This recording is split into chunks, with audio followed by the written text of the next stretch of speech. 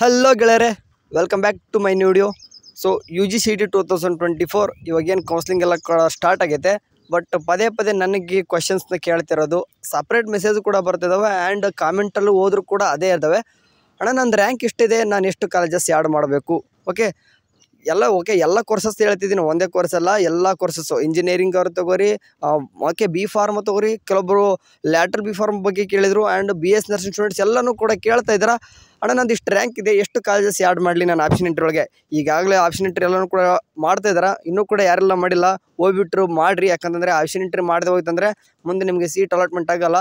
In case ನಿಮ್ಗೆ option entry ಮಾಡೋದು ಯಾವ ರೀತಿ ಅಂತ ಗೊತ್ತಾಗಿಲ್ಲ ಅಂತಂದರೆ ಒಂದು ಕಮೆಂಟ್ ಸೆಕ್ಷನಲ್ಲಿ ಒಂದು ಲೈವ್ ಡೆಮೋ ಇದೆ ನೋಡಿರಿ, ಹೋಗ್ಬಿಟ್ಟು ಚೆಕ್ಔಟ್ ಮಾಡ್ಕೊರಿ. ಓಕೆ, ಯಾವುದೇ ಒಂದು ಕೋರ್ಸಸ್ ಆಗಲಿ ಅದೇ ರೀತಿ ಆಪ್ಷನ್ ಎಂಟ್ರಿ ಮಾಡೋದಿರ್ತದೆ ಪ್ರೊಸೆಸ್. ಸರಿ, ಇವಾಗ ಯಾವ್ಯಾವ ಕೋರ್ಸಿಗೆ ಎಷ್ಟೆಷ್ಟು ರ್ಯಾಂಕಿಗೆ ಎಷ್ಟು ಕಾಲೇಜಸ್ ಆ್ಯಡ್ ಮಾಡ್ಬೇಕನ್ನೋದು ಈ ವಿಡಿಯೋದಲ್ಲಿ ತಿಳಿಸ್ಕೊಡ್ತಾ ಇದ್ದೀನಿ. ಯಾರಾದರೂ ಫಸ್ಟ್ ಟೈಮ್ ನಮ್ಮ ಚಾನಲ್ಗೆ ವಿಸಿಟ್ ಕೊಡುತ್ತಂದ್ರೆ ಒಂದೊಂದು ಸಬ್ಸ್ಕ್ರೈಬ್ ಆಗಿ. ಸರಿ, ವಿಡಿಯೋ ಸ್ಟಾರ್ಟ್ ಮಾಡ್ತೀನಿ. ಸರಿ, ಫಸ್ಟ್ ಆಫ್ ಆಲ್ ನೋಡಿರಿ, ನೀವು ಆಪ್ಷನ್ ಎಂಟ್ರಿ ಮಾಡ್ತೀನಿ ಅನ್ನೋದಂತಂದರೆ ಓಕೆ ಎಷ್ಟು ಕಾಲೇಜಸ್ ಆ್ಯಡ್ ಮಾಡ್ತೀರಾ ಅನ್ನೋದಂತಂದರೆ ನೀವು ಯಾವ ಕೋರ್ಸ್ ಮಾಡ್ತಿದ್ರ ಅನ್ನೋದ್ರ ಮೇಲೆ ಡಿಫೆಂಡ್ ಆಗುತ್ತೆ. ಓಕೆ, ಫಸ್ಟ್ ನಾನು ಇಂಜಿನಿಯರ್ ಸ್ಟೂಡೆಂಟ್ಸ್ ಬಗ್ಗೆ ಮಾತಾಡ್ತೀನಿ, ಅದಾದ ನಂತರ BS ನರ್ಸಿಂಗ್ ಸ್ಟೂಡೆಂಟ್ಸ್ ಬಗ್ಗೆ ಮಾತಾಡ್ತೀನಿ, ಆಮೇಲೆ ರಿಮೈನಿಂಗ್ ಎಲ್ಲರೂ ಕೂಡ ಮಾತಾಡೋಣಂತೆ.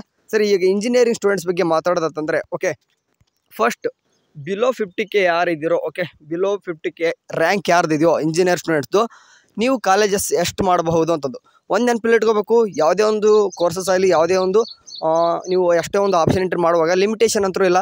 ಓಕೆ, ಈ ಕೋರ್ಸ್ಗೆ ಎಷ್ಟೇ ಕಾಲೇಜಸ್ ಆ್ಯಡ್ ಮಾಡಬೇಕು ಅಥವಾ ನಾವು ಇಷ್ಟೇ ಕೋರ್ಸಸ್ಗೆ ಅಪ್ಲೈ ಮಾಡ್ಬೇಕಂತೇನಿಲ್ಲ. ಎಲ್ಲ ಕೋರ್ಸ್ಗೂ ಒಂದೇ ಕೋರ್ಸಲ್ಲೂ ಕೂಡ ಲಿಮಿಟೇಷನ್ ಆಪ್ಷನ್ಸ್ ಅಂತ ಏನಿರಲ್ಲ. ಎಷ್ಟು ಬೇಕಾದ್ರೆ ಅನ್ಲಿಮಿಟೆಡ್ ಆಗಿ ಅಂತಂದರೆ ಇರುವಂಥದ್ದೆಲ್ಲ ಕೂಡ ಹಾಕಬಹುದು. ಇದ್ರ ಬಗ್ಗೆ ಒಂದು ಕ್ಲಾರಿಟಿ ಗೊತ್ತಾಯ್ತು ಅನ್ಕೊತೀನಿ. ಓಕೆ, ಲಿಮಿಟೇಷನ್ ಅಂತೂ ಇರಲ್ಲ, ಬಟ್ ಅದಾಗ್ಯೂ ಕೂಡ ನಾವು ಎಷ್ಟು ಮಾಡ್ಬೋದು ಅಂತ ನೀವು ಹೇಳಿದ್ರೆ ಅಂದಾಜು ಮ್ಯಾಗೆ ಹೇಳ್ತಿದ್ದೀನಿ, ಇಷ್ಟರೊಳಗೆ ಸಿಗ್ಬೋದು. ಓಕೆ, 100% ಸಿಗುತ್ತೆ. ಸರಿ, ಬಿಲೋ 50K ಬಂತಂದರೆ ಇಂಜಿನಿಯರ್ ಸ್ಟೂಡೆಂಟ್ಸ್ ಹೇಳ್ತಿದ್ದೀನಿ ನಾನು, ನೀವು ಬಿಲೋ 50K ಅಂತಂದರೆ ಆರಾಮ್ಸಿಗೆ ಹೇಳ್ತೀನಿ ನೋಡಿರಿ, 100 to 150 ಹಾಕ್ಕೊಂಬಿಡ್ರಿ, ಆರಾಮ್ಸೆ ಹಾಕ್ಕೊಂಬಿಡ್ರಿ. ಓಕೆ, ಆಪ್ಷನ್ಸ್ ಕೊಡಲೇಬೇಕಾಗುತ್ತದೆ, 100 ಅಂತೂ ಕೊಡಲೇಬೇಕಾಗ್ತದೆ ಇಂಜಿನಿಯರ್ ಸ್ಟೂಡೆಂಟ್ಸ್ ಬಿಲೋ 50K ಅಂತಂದರೆ. ಇನ್ ಕೇಸ್ ಬಿಲೋ 100K ಬಂದರೆ, ಲೈಕ್ ಇವಾಗ ಹೇಳ್ತಿದ್ದೀನಿ, ಬಿಲೋ 100K ಏನಾದರೂ ಬಂದರೆ, ಓಕೆ ಬಿಲೋ 100K ಏನಾದರೂ ನೀವು ಇದ್ದರೆ ಇಂಜಿನಿಯರಿಂಗು, ನೀವು ಕಣ್ಣು ಮುಚ್ಚಿ 150 ಹಾಕ್ಬಿಟ್ರಪ್ಪ. ಓಕೆ, 100 ಅಂದರೆ ನೀವು 100K ಹತ್ತತ್ರ ಇದ್ದೀರಂತ ಅರ್ಥ. ಓಕೆ, ಹತ್ತತ್ರ ಯಾರಾದ್ರೂ ಅಂದರೆ ಕಣ್ಣು ಮುಚ್ಕೊಂಡು ನೀವು ಹಾಕಿಬಿಡಬೇಕು, 150 ಅಂದ್ರೆ ಹಾಕೇ ಬಿಡ್ರಿ. ಓಕೆ, ಇನ್ ಕೇಸ್ 1 ಲಕ್ಷಕ್ಕಿಂತ ಮೇಲೆ ಬಂದರು ತಿಳ್ಕೊರಿ, ಇಂಜಿನಿಯರಿಂಗ್ ಒಳಗೆ ನಿಮ್ಗೆ ಗೊತ್ತಿರ್ಬೇಕು ಸೀಟ್ಸು 1,50,000 ಇದಾವೆ ಅಂತಂದರು. ಬಟ್ ಅದರಲ್ಲಿ ಕಾಮೆಡ್ ಕೇದು ಫುಲ್ ಆಗಿರ್ತಾವೆ ಆ್ಯಂಡ್ ಬೇರೆ ಬೇರೆ ಕೂಡ ತೊಗೊಂಡಿದ್ದಾರೆ. ಓಕೆ, ಸೊ ಅದನ್ನೆಲ್ಲ ಕೂಡ ಗಮನದಲ್ಲಿ ಇಟ್ಕೊಂಡ್ರೆ KCT ಥ್ರೂ ಸ್ವಲ್ಪ ಉಳಿತೀವಿ ಸೀಟು. ಸೊ ಹಾಗಾಗಿಬಿಟ್ಟು ನೀವು 100K ಮೇಲೆ ಬಂದರೆ, ಓಕೆ ಈಗ ಅಬೋವ್ 100K ಬಗ್ಗೆ ಮಾತಾಡ್ಬಿಡ್ತೀನಿ. ಈಗ ಅಬೋವ್ 100K ಇದ್ದವರು ನೀವು ಇಂಜಿನಿಯರಿಂಗ್ ಮಾಡಬೇಕಂತ ಇದ್ದರೆ ನೆನ್ಪಿಟ್ಕೋಬೇಕು, ನೀವು ಇರುವಂಥದ್ದು ಕೋರ್ಸಸ್ ಎಷ್ಟು ಸೀಟ್ಸ್ ಅದು ನೋಡ್ರಿ ಎಲ್ಲವೂ ಹಾಕಿಬಿಡ್ರಿ. ಓಕೆ, ನಾನು ಯಾಕಂತಂದ್ರೆ ನಿಮ್ಮ ಸೇಫ್ಟಿ ಹೇಳ್ತಿದ್ದೀನಿ ನಾನು. ಅಂದರೆ ಕೆಲವೊಂದಿಷ್ಟು ಕೋರ್ಸಸ್ 180 ಇರ್ತಾವೆ, ಒಂದೊಂದರಲ್ಲಿ ಬರೀ 200 ಇದಾವೆ. ಸೊ ಹಂಗಾಗಿ ಅಲ್ಲಿ ಎಷ್ಟು ಕಾಣಿಸ್ತವೆ ಎಲ್ಲನೂ ಕೂಡ ಹಾಕ್ಕೊಂಬಿಡ್ರಿ. 100K ಮೇಲೆ 2 ಲಕ್ಷ ಇರಲಿ, 2 ಲಕ್ಷ ಮೇಲೇನೂ ಇರಲಿ, ಬೇಕಾದ್ರೆ ಎಲ್ಲರೂ ಕೂಡ ಇರುವಂಥ ಕಾಲೇಜಸ್ ಅಂದರೂ ಅಷ್ಟು ಆ್ಯಡ್ ಮಾಡಿರಿ. ಎಲ್ಲಾದರೂ ಒಂದು ಕಡೆ ಸಿಗುತ್ತೆ ನಿಮಗೆ. ಯಾಕಂದರೆ ರ್ಯಾಂಕ್ ದೂರ ಇಟ್ಕೊಂಡು ನಿಮಗೆ ನೀವು ಅಂದ್ಕೊಂಡಿರೋ ಕಾಲೇಜಸ್ ಸಿಗ್ಬೇಕಂದ್ರೆ ಕಷ್ಟ ಇರ್ತದೆ. ಓಕೆ, ನೀವು ಯಾವುದೇ ಒಂದು ಹಾಕುವಾಗ ಆಪ್ಷನ್ ಎಂಟ್ರಿ ಮಾಡುವಾಗ ಫಸ್ಟ್ ನೀವೇನಪ್ಪ ಅಂತಂದರೆ ನಿಮಗೆ ಟಾಪ್ ಆರ್ಡ್ರು ಫಸ್ಟ್ ಕೊಡಬೇಕು. ಅಂತಂದರೆ ನಿಮ್ದು ರ್ಯಾಂಕ್ 2 ಲಕ್ಷ ಐತೆ ಅನ್ಕೋರಿ, ಆದರೂ ನೀವು ವರಿಬೇಡ, ನಿಮ್ಗೆ ಚೆನ್ನಾಗಿರೋ ಕಾಲೇಜಸ್ನೇ ಫಸ್ಟ್ ಕೊಡಿ. ಅಂತಂದರೆ ಫಾರ್ ಎಕ್ಸಾಂಪಲ್ ಇವಾಗ ನಿಮ್ಗೆ RV ಕಾಲೇಜ್ ಅಂತ ಬರ್ತದೆ, PS ಪ್ಲಸ್ ಕಾಲೇಜ್ ಅಂತ ಬರ್ತದೆ, ಇಂಥ ಟಾಪ್ ಕಾಲೇಜಸ್ನೆಲ್ಲ ಏನು ಮಾಡ್ರಿ, ಟಾಪ್ಗೆ ಹಾಕೊಂಬಿಡ್ರಿ. 2 ಲಕ್ಷ ಇದ್ರೂ ಸಿಗುತ್ತಾ ಬರ್ತಾರೆ, ಸುಮ್ಮನೆ ಹಾಕೋದು ವೇಸ್ಟ್ ಅಲ್ಲ ಅಂತ ನಿಮ್ಗೆ ಅನಿಸ್ಬೋದು, ಆದರೂ ಹಾಕ್ರಿ. ಅಂದರೆ ಅದು ಒಂದೊಂದು ಟೈಮ್ ಹೇಳೋಕ್ಕಾಗಲ್ಲ, ಲಕ್ ಮೇಲೆ ಬಂದುಬಿಡ್ಬೋದಲ್ವ. ನಾನು ಯಾವ ಬೇಸ್ ಮೇಲೆ ಲಕ್ ಅಂತ ಹೇಳ್ತಿದ್ದೆ ಬರ್ತಾರೆ ಅಂತಂದರೆ ಆ ಕಾಲೇಜ್ ಯಾರೂ ಕೂಡ ಆಪ್ಷನ್ ಎಂಟ್ರಿನೇ ಮಾಡಿದ್ದಿಲ್ಲ. ಫಾರ್ ಎಕ್ಸಾಂಪಲ್ ಈಗ ಎಲ್ಲರಿಗೂ ಗೊತ್ತಿರ್ತದೆ ಕಾಮನ್ ಆಗಿ. ಇನ್ ಕೇಸ್ ಹಂಗೆ ಒಂದು ಎಕ್ಸಾಂಪಲ್ ಹೇಳೋದಂತಂದರೆ ಈಗ ಅದೇ ಹೇಳಿದೆ ನಾನು, RV ಕಾಲೇಜ್ ಅಂತ ಹೇಳಿದೆ. RV ಕಾಲೇಜ್ ಎಲ್ಲರಿಗೂ ಗೊತ್ತಿರ್ತದೆ, ಎಲ್ಲರೂ ಹಾಕಿರ್ತಾರೆ. ಬಟ್ ಅದೇ ಥರದ್ದು ಇನ್ನೊಂದು ಯಾವ್ದಾದ್ರು ಟಾಪ್ ಕಾಲೇಜ್ ಇದೆ ಅಂತ ಅನ್ಕೋರಿ, ಆ ಕಾಲೇಜ್ ಒಳಗೆ ಯಾರೂ ಆಪ್ಷನ್ ಎಂಟ್ರಿನೇ ಮಾಡದೆ ಹೋಗಿದ್ದಲ್ಲಿ ನೀವು 2 ಲಕ್ಷ ಕೊಟ್ಟಿದ್ರು ಕೂಡ ನಿಮಗೆ ಕಾಲೇಜ್ ಸಿಗೋ ಚಾನ್ಸಸ್ ಜಾಸ್ತಿ ಇರುತ್ತೆ. ಸೊ ಆ ಒಂದು ಉದ್ದೇಶ ಇಟ್ಕೊಂಡು ಹೇಳ್ತಿದ್ದೀನಿ, ನಿಮ್ಗೆ ರ್ಯಾಂಕ್ ಎಷ್ಟು ಆದರೂ ಇರಲಿ ಗಮನದಲ್ಲಿಟ್ಕೋಬೇಕು. ಪ್ರಿಯಾರಿಟಿ ಆರ್ಡ್ರು ನಿಮ್ಮ ಟಾಪ್ ಕಾಲೇಜಸ್ ಮೇಲೇ ಇರಬೇಕು. ಓಕೆ, ಈಗ ಇಂಜಿನಿಯರ್ ಸ್ಟೂಡೆಂಟ್ಸ್ ಬಗ್ಗೆ ಒಂದು ಅಂದಾಜು ಬಗ್ಗೆ ಸಿಕ್ತು ಅನ್ಕೊತೀನಿ. ಈಗ ನಮ್ಮ BS ನರ್ಸಿಂಗ್ ಸ್ಟೂಡೆಂಟ್ಸ್ ಬಗ್ಗೆ ಕೂಡ ಮಾತಾಡ್ತೀನಿ. ನೀವು ಎಷ್ಟು ಆ್ಯಡ್ ಮಾಡಬಹುದು ನಿಮಗೆ GG, okay GG and GP ಮತ್ತು ಇನ್ನೂ ಕೂಡ IQ ಅಂತ ಏನೋ ಕಾಣಿಸ್ತಿದೆ. ಓಕೆ, 3 ಕಾಣಿಸ್ತಿದೆ ನಿಮ್ಮ ಟೋಟಲಾಗಿ. ಈ 3ರಲ್ಲಿ ನೀವು GG ಮಾತ್ರ ಸೆಲೆಕ್ಟ್ ಮಾಡೋಕೆ ಹೇಳಿದ್ದೀನಿ. ಈ GGಯಲ್ಲಿ ಎಷ್ಟಿದೆ ಅಂತಂದರೆ ಬರೋಬ್ಬರಿ 540 ಸಿಗ್ತಾವೆ. ಓಕೆ, ಅಂದರೆ 540 ಏನಾಗ್ತಿದೆ ಅಂತಂದರೆ ನಿಮಗೆ ಕಾಲೇಜಸ್ ಶೋ ಆಗ್ತಿದ್ದಾವೆ. ಎಷ್ಟು ರ್ಯಾಂಕಿಗೆ ಎಷ್ಟು ಕಾಲೇಜಸ್ ಆ್ಯಡ್ ಮಾಡಬಹುದು ಅಂತಂದರೆ ಆ್ಯಂಡ್ ನಮಗೆ ಸೀಟ್ ಸಿಗುತ್ತಾ ಇಲ್ಲ ಅಂತಂದು ಕೆಲವೊಬ್ಬರು ಡೌಟ್ನಲ್ಲಿದ್ದಾರೆ. ಇವಾಗ ಅದಕ್ಕೆಲ್ಲನೂ ಕೂಡ ಕ್ಲಾರಿಫಿಕೇಷನ್ ಕೊಡ್ತೀನಿ. ಈಗ ನೋಡಿರಿ 50K ಯಾರಿದ್ರು ಓಕೆ 50K ಅಂದರೆ ಕೆಳಗಡೆ ಯಾರಿದ್ರು ಆ ಸ್ಟೂಡೆಂಟ್ಸ್ ಹೇಳ್ತಿದ್ದೀನಿ ನಾನು. ಓಕೆ ಈಗ 50K ಒಳಗಡೆ ಇತ್ತಂದರೆ ನೋಡಿರಿ ನಮ್ಮ BS ನರ್ಸಿಂಗ್ದವ್ರಿಗೆ ಗೌರ್ನಮೆಂಟ್ ಕಾಲೇಜ್ 100% ಸಿಗುತ್ತೆ. ಯಾರೆಲ್ಲ 50K ಒಳಗಡೆ ಇದ್ರು ಇವ್ರಿಗಂತ ನಾನು ಬರೆದು ಕೊಡ್ತೀನಿ, ಬೇಕಾದರೆ 50K ಒಳಗಡೆ ಯಾರಿದ್ರು ನಿಮ್ಗೆಲ್ಲರೂ ಕೂಡ ಗೌರ್ನಮೆಂಟ್ ಕಾಲೇಜಸ್ ಸಿಗುತ್ತದೆ, ಮರಿಬೇಡ. ಓಕೆ ನೀವೆಲ್ಲನೂ ಕೂಡ ಏನು ಮಾಡ್ಬೇಕಂತಂದರೆ 30 ಗೌರ್ನಮೆಂಟ್ ಕಾಲೇಜ್ನ ಫಸ್ಟ್ ಹಾಕಿಬಿಡಬೇಕು. ಅದಾದ ನಂತರ ನಿಮ್ಮ ಸೇಫ್ಟಿಗೋಸ್ಕರ 50 ಕಾಲೇಜಸ್ನ 50 ಕಾಲೇಜಸ್ನ ಆ್ಯಡ್ ಮಾಡಿರಿ. ಅಂದರೆ ಟೋಟಲ್ ಒಂದು 80 ಹಾಕ್ರಿ ಬಿಲೋ 50K ಇದ್ದವ್ರಿಗೆ. ಆ್ಯಂಡ್ ಇವು BS ನರ್ಸಿಂಗ್ದವ್ರಿಗೆ ಈಗ ಬಿಲೋ 100K ಅಂದರೆ ಹತ್ತತ್ರ 100K ಇತ್ತಂತಂದರೆ ಎಷ್ಟು ಆ್ಯಡ್ ಮಾಡಬಹುದು ಅಂತಂದು ಹೇಳಿದ್ರೆ 30 ಏನು ಹಾಕಬೇಕು, ಗೌರ್ನಮೆಂಟ್ ಹಾಕಬೇಕು.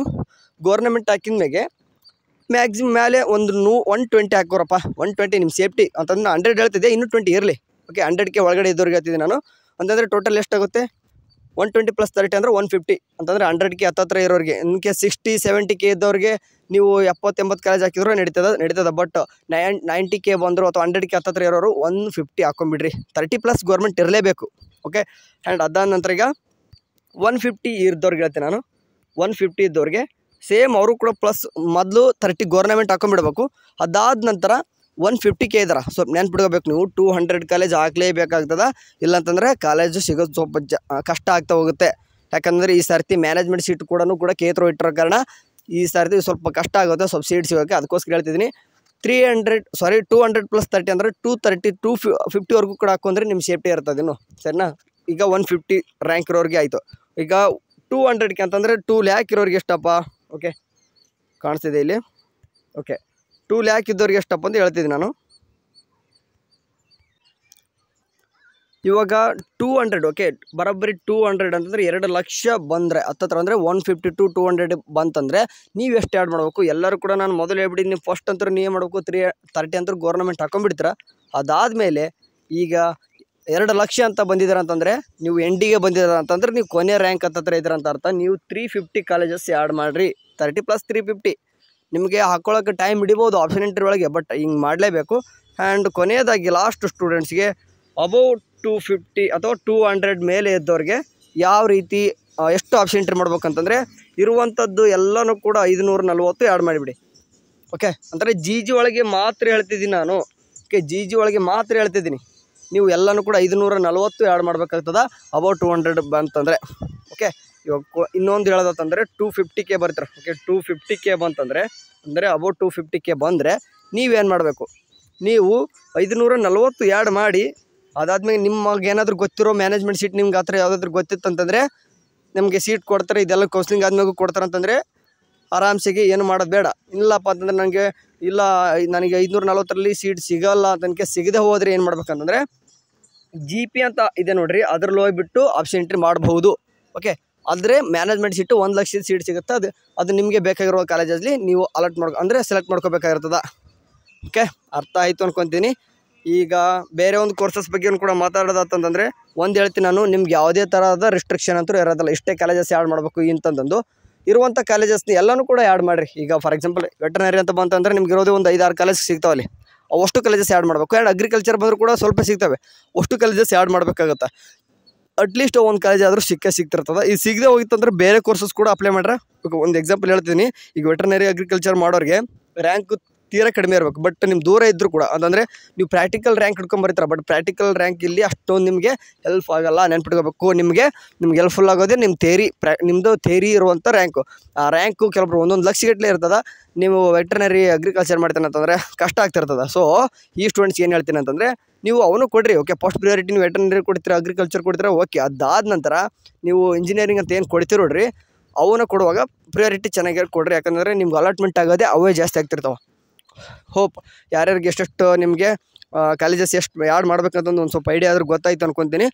ಸಾಧ್ಯ ಆದಷ್ಟು ಎಲ್ಲ ಕಾಲೇಜಸ್ನು ಆ್ಯಡ್ ಮಾಡಿರಿ, ಯಾವುದೂ ಕೂಡ ಲಿಮಿಟೆಡ್ ಅಂತೂ ಇಲ್ಲ.